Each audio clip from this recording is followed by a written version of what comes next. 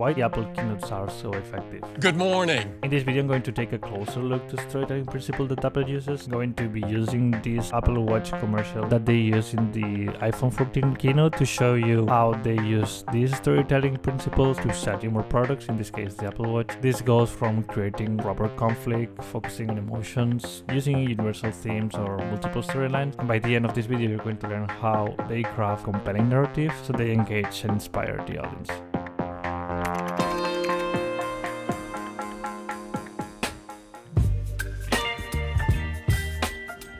The same way that with a video you need an establishing shot to show the audience where the story is happening, in story you need a bit of context to understand who the story is about. I'm writing to you from Milwaukee, Wisconsin. I'm writing you from Atlanta, Georgia. Soy triatleta y soy invidente. I'm a 27-year-old high school teacher. I'm a senior in high school. One important thing when you set up the context is that this context is concrete. You can see that they don't say, I was in a restaurant, they say, I was having lunch at one of the spiciest restaurants in San Diego. And with that sentence, all your senses are activated because you know what spicy means. You put also the character in a place that it's San Diego. It's concrete and relatable. Most of the companies will tell you what their product does, but this is one thing that Apple does extremely well. Like, instead of showing you the what they built, it's showing you why you should care about it.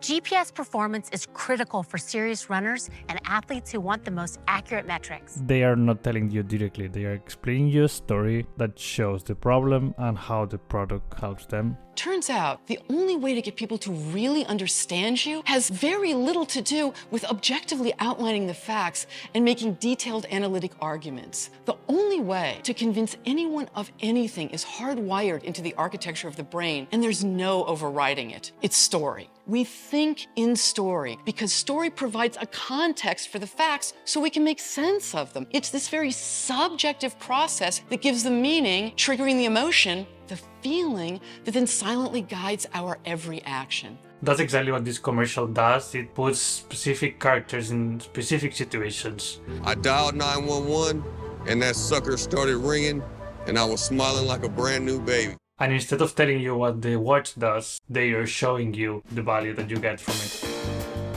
Every good story should have conflict. If there's no conflict, the story is boring, or we can say that there's no story. In this example, they introduce conflict right away at the beginning. Doing what we call a dump and return. When I slipped headfirst into the compactor. My longtime friend started grasping his chest. I was fighting to catch my breath. I used the watch to study my pulse and it was wildly erratic. One thing that this video from Apple does really well is that it has multiple storylines and multiple conflicts in it. So you don't see like how every case or how every scenario gets solved right away. You need to wait until it gets solved later on. This is a technique that is heavily used in TV shows and films, that you can see like one character, it's having one thing that they want to solve, and at the end of the scene, you are not going to see how this gets solved. You're going to another character and present another problem. So you're engaged and want to see what happened to the first scene.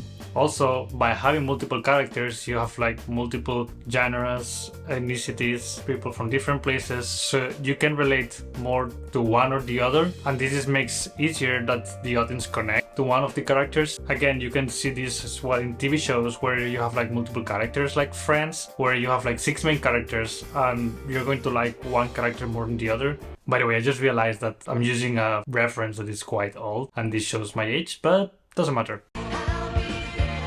You can see universal themes in every story, things that any person can relate to. Doesn't matter the demographics, doesn't matter where they are from. There are things in every story that are universal, and you can see how Apple uses these repeated times in this ad. I was viewing a movie with my wife in her family room. I was having lunch at one of the spiciest restaurants in San Diego. I looked around the corner and a bear was staring right at me. What? Well, maybe not all things are universal in this ad, but well, you get the point. Apple knows that showing you numbers by themselves won't work. We have an industry-leading customer satisfaction rate of 97%. This is blow away. And that's why they've been using this format for so many years. People write to us all the time. We hear firsthand every day. And I've received thousands of letters from customers writing about their personal experiences using Apple Watch. and tell us how the Apple Watch is helping them lead a healthier life. About the truly personal and profound impact that the Apple Watch is having on people's lives. So we made a video and we prepared a video. I'd like to share just a few of those stories with you now. What they're doing using story is showing how dissatisfaction is in real people. And fill the rings. Yeah, closing rings. It's like this little reminder going, okay. By, in this case, writing a letter to Tim Cook and saying how grateful they are about the product they're using. This is basically a variation of the golden rule of storytelling: show, don't tell. People don't like that you tell them what they need to buy. People want that you show them why they should care about it. Don't tell me the facts and stats, show me why I should care about this. Dear Apple, my dad was flying our small plane to Vermont. I was asleep in the back seat. I woke up when we were crashing into the tops of the trees. The plane broke into 6 pieces, and we were miles away from civilization in the freezing cold.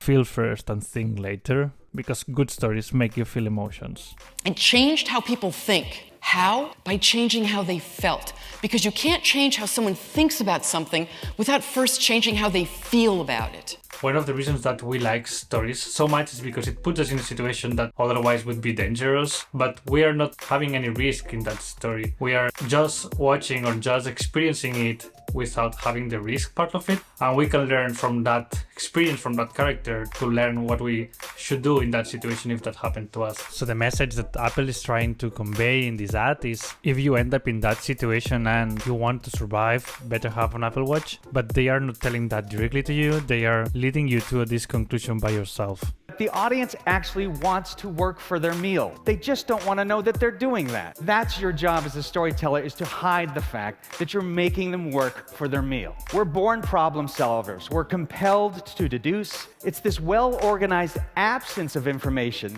that draws us in. And we would call this the unifying theory of 2 plus 2. Make the audience put things together. Don't give them 4, give them 2 plus 2. And that's it for this video. If you like it, like the video and subscribe below. Let me know in the comments below if there's any other storytelling techniques that you've seen that I missed in this video, and otherwise, see you in the next one. Bye.